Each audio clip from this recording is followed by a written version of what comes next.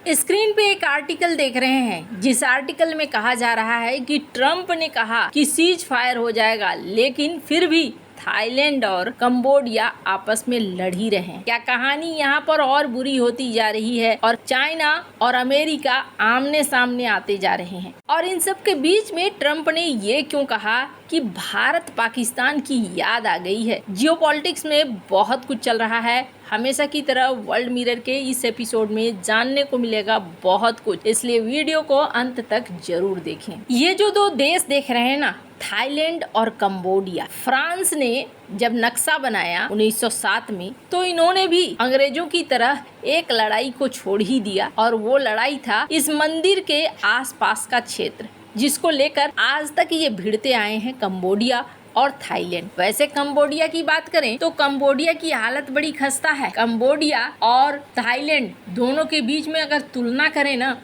तो थाईलैंड की सैन्य शक्ति इस क्षेत्र में मजबूत में से एक है, और इसका रक्षा बजट $5.73 बिलियन है। इसमें 3,60,000 एक्टिव सैनिक है। इसके अलावे थाईलैंड की वायुसेना में 46,000 कर्मी हैं, 112 फाइटर जेट हैं, जिनमें 28 F-16 और 11 स्वीडिश ग्रिपेन है। थाईलैंड के पास ये सारे हथियार देखने से ही, सुनने से ही आपको समझ में आ रहा होगा कि F-16 है, मतलब अमेरिका के साथ इनका ताना बाना कुछ अच्छा रहा होगा। हाँ जी, थाईलैंड और अमेरिका के बीच में न सिर्फ हथियारों का सौदा होता है, बल्कि अमेरिका थाईलैंड को ट्रेनिंग भी देता है। अब ये थाईलैंड को एक ओहदा और इन्होंने देकर रखा है, और वो है गैर नाटो सहयोगी। आपको याद है, ऐसा ही कोई पदवी किसी और को भी मिला है, और वो कौन है? पाकिस्तान। और यहाँ पर अमेरिका ने किसको दे रखा है? थाईलैंड। बिना मतलब के अमेरिका किसी को कुछ देता नहीं है। नक्शे में थाईलैंड को देखिए, थाईलैंड कहाँ पे है? नक्शे में थाईलैंड एक ऐसे रणनीतिक पोजीशन में है जहां से चाइना को काउंटर करना आसान है, इसलिए थाईलैंड में इन्होंने पैसा लगाया है और थाईलैंड के साथ इन्होंने दोस्ती भी बढ़ाई है। वहीं दूसरी तरफ कंबोडिया की बात करें तो कंबोडिया की सैन्य शक्ति कमजोर है। इनका रक्षा बजट मात्र $1.3 बिलियन है। सैनिक है 1,24,300, एकदम आधे से थोड़े कम ही। इनकी वायुसेना में मात्र 1,500 कर्मी हैं, कोई फाइटर जेट नहीं है, केवल 16 हेलीकॉप्टर हैं। हालांकि कंबोडिया के पास 463 मल्टीपल लॉन्च रॉकेट सिस्टम है, जो इसे कुछ हद तक ताकत देता है। तो फिर कंबोडिया लड़ने के लिए इतना उछल क्यों रहा है और क्यों आगे आकर लड़ रहा है? इसके पीछे कौन है? इसके पीछे है चाइना। अब कल एक खबर आई, डोनाल्ड ट्रंप ने एक ट्वीट किया, और ट्वीट करने के बाद लगा इस बार तो पक्का डोनाल्ड ट्रंप नोबेल पुरस्कार लेकर जाएंगे, क्योंकि इस ट्वीट में क्या लिखा गया है, स्क्रीन पर एक ट्वीट को देखिए,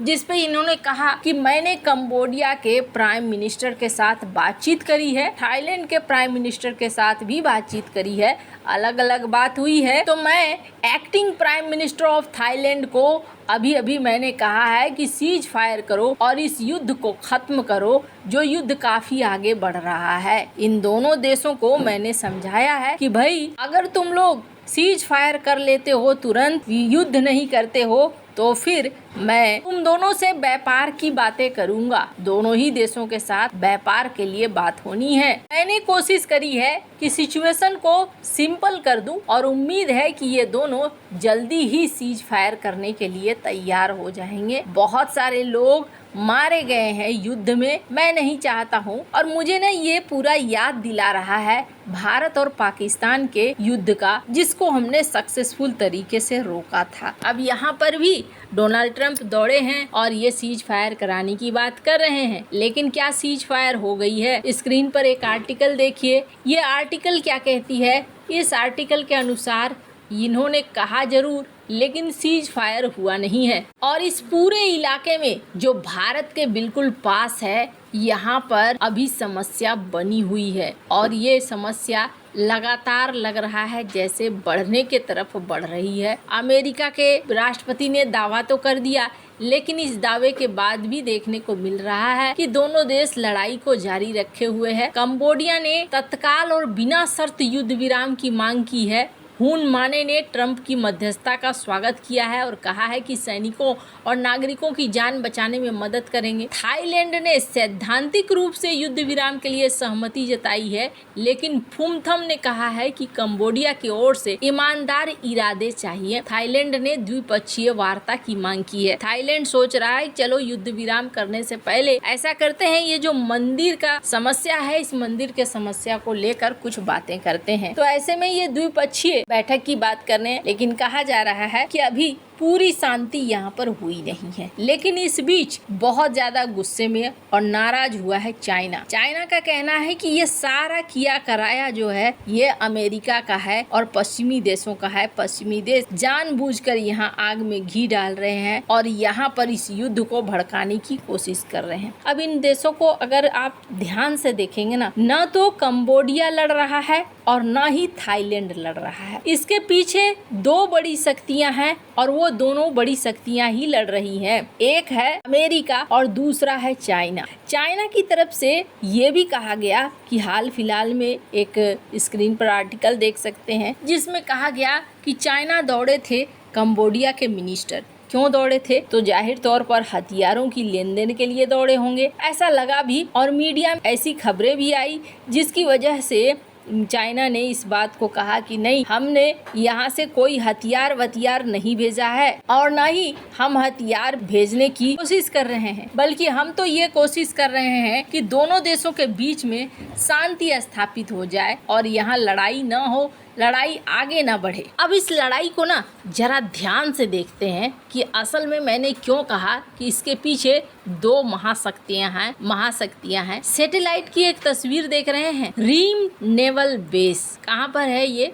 इसे जरा देखें तो ये कुछ इस लोकेशन पे है। बहुत बड़ा बेस है। इस बेस में हेलीपैड है और गोला बारूद रखने के स्टोरेज भी है। इसके अलावे बहुत सारी चीजें यहाँ देखने को मिल रहा है। ड्राई डॉक है, मरीन रेलवे है, हेडक्वार्टर्स हैं। यहाँ पर लगातार कहा जाता है कि जहाज वगैरह आकर रुकते हैं और हाल ही में किसका जहाज आकर रुका था? हाल ही में चाइना के युद्धपोत आकर यहाँ पर रुके थे। यहाँ पर एक ड्रिल भी हुई थी। अब अगर आप इस चीज को समझ रहे हैं तो काफी हद तक आप समझ में आ गया होगा कि कंबोडिया है कमजोर और कंबोडिया को लगता है कि कल की डेट में थाईलैंड उसे निगल जाएगा। कंबोडिया ने यहाँ पर रिश्ते बनाने शुरू कर दिए चाइना से और चाइना को तो यही चाहिए। चाइना एक तरीके से अब कंबोडिया का इस्तेमाल करने लगा है और ये इसलिए इस्तेमाल करने लगा है क्योंकि ये जो लोकेशन है, ये लोकेशन बहुत ज्यादा खास है। ये लोकेशन मलक्का स्ट्रेट के पास भी पड़ता है और साथ ही साथ इस इलाके में चाइना के लिए एक प्रभुत्व जमाने की जगह बनी है। तो जहाँ चाइना यहाँ प्रभुत्व जमा रहा है तो वहीं इसके ऊपर ठीक थाईलैंड में